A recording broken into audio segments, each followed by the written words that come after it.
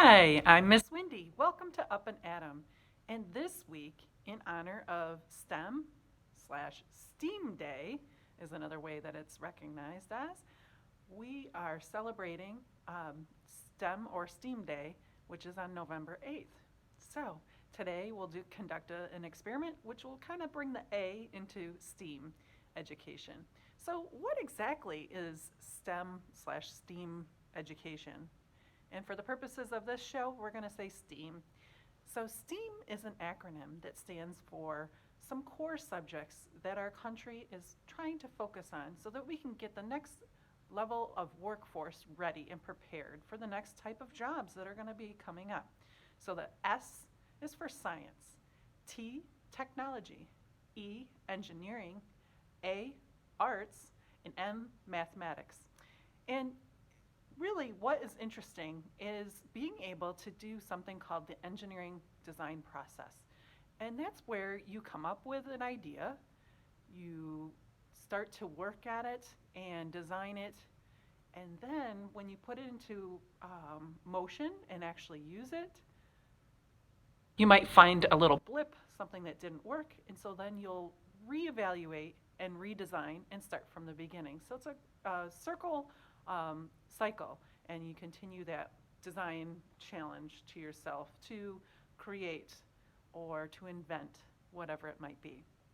So you might be seeing me doing some different kind of STEAM challenges over the next couple of weeks through November and December, and that's so that we can get ourselves enjoying and using that design engineering process.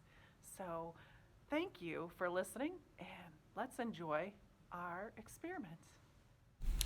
For today's experiment, we're going to need frosting, food coloring, 2 bowls, and 2 spoons.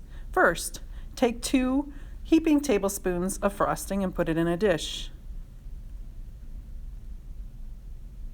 Next, after you've put the second scoop of frosting into a dish, do it to the second dish. We will add a combination of food coloring. So in this case, I've used 3 drops of yellow food coloring. This is a water-based food coloring. Next, 3 drops of red. What do you suppose this combination might make?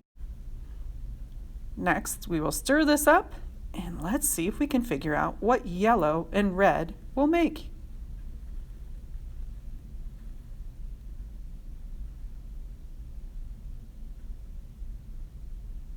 That's right, friends, it makes orange. In the next dish, we'll begin with red. Add 3 drops of red food coloring.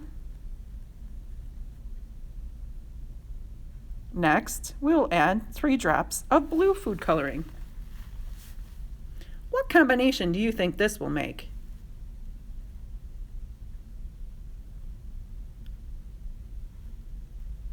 As we stir it up, make your final guesses. Red and blue makes purple.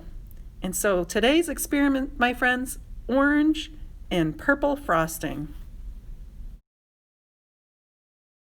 So that experiment was a little flavor of a STEAM career that maybe you might be interested in. And you know, Miss Wendy is quite the foodie friend, right?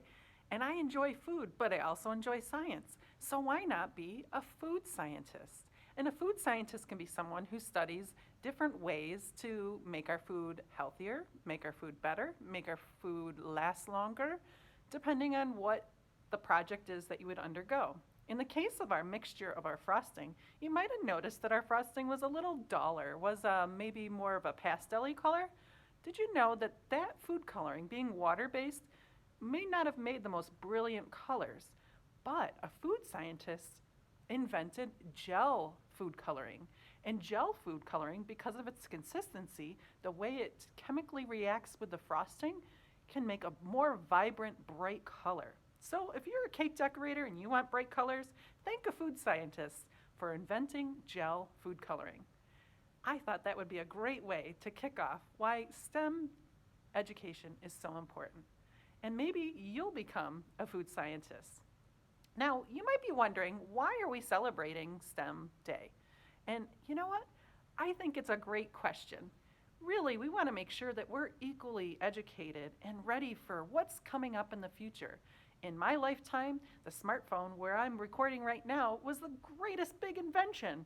What will our next invention be? You could be that person that develops that new great thing.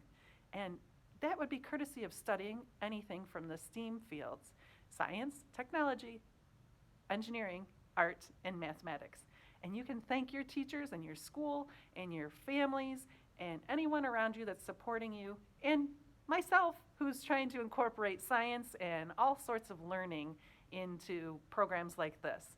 So thank you so much for joining us today, and be sure to thank the kind of unofficial kickoff where Apollo 11 carried the first 3 astronauts to the moon.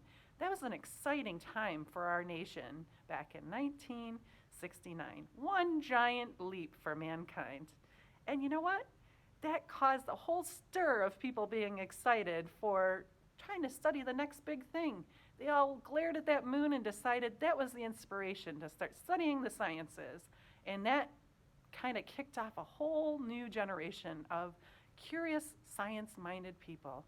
And what will be your next thing that will kick you off and launch you into enjoying STEAM and anything that goes along with it?